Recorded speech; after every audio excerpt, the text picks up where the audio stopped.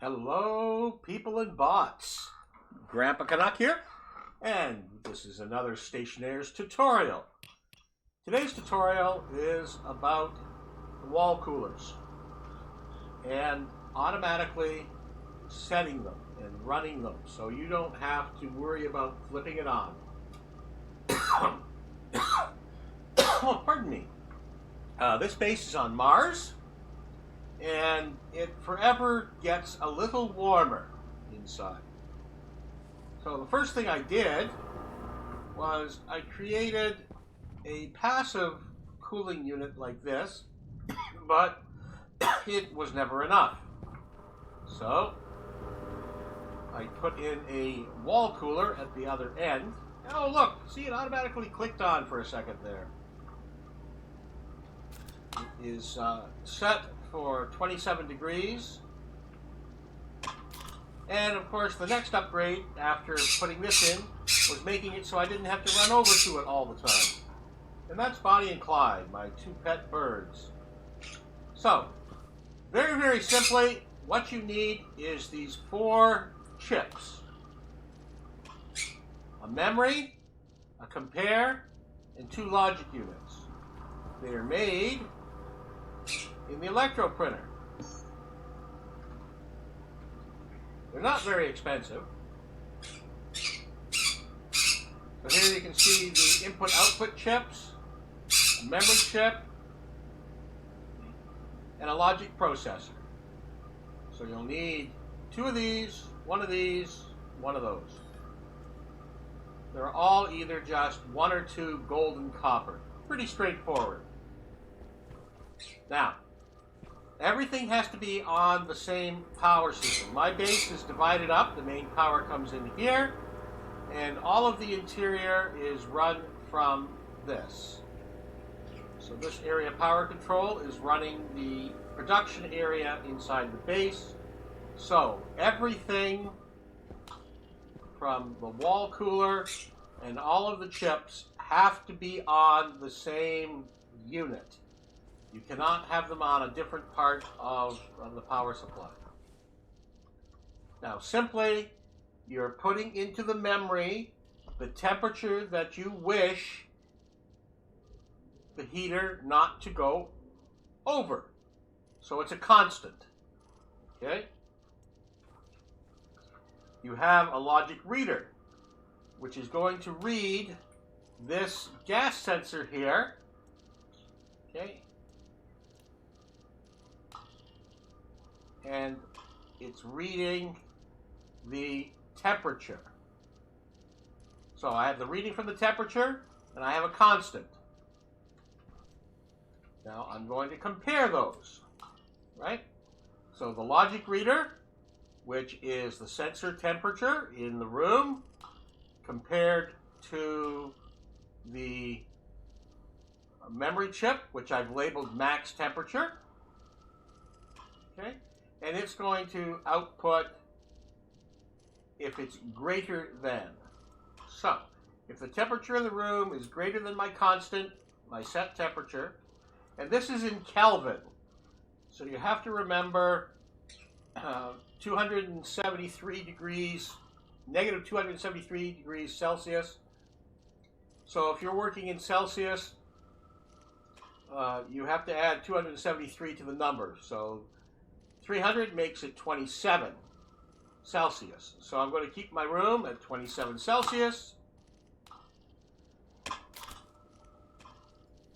Now the compare unit, if it tests positive, it gives a signal of a 1.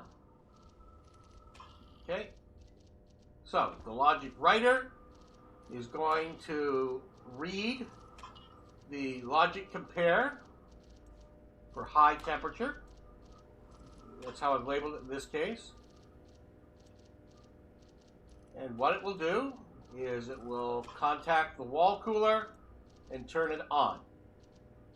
So every time this sensor hits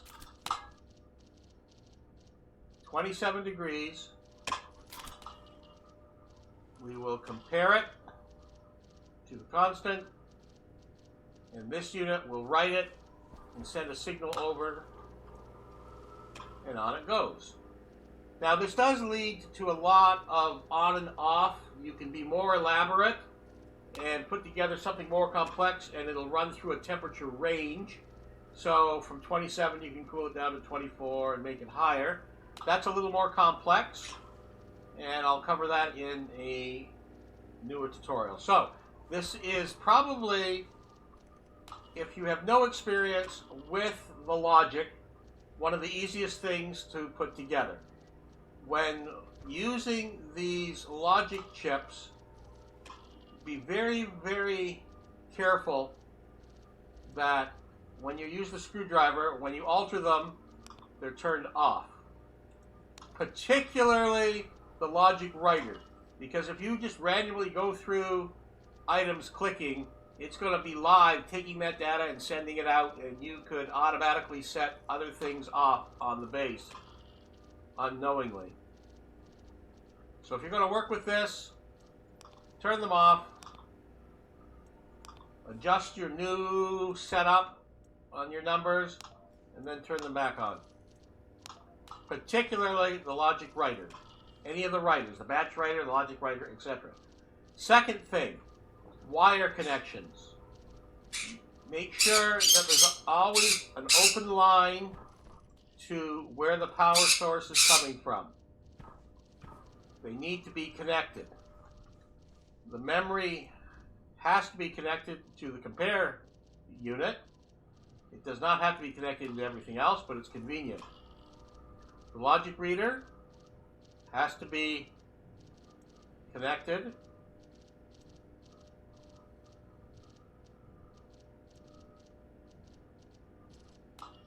to the gas. The logic writer has to be connected to the fan and the compare unit. So you quite often end up with this snarl of wire around these units. That's common, and if you miss a connection, right, this is the input side, and if it's not connected through to the output of the compare unit, which is right there at the bottom. So if it doesn't have that path,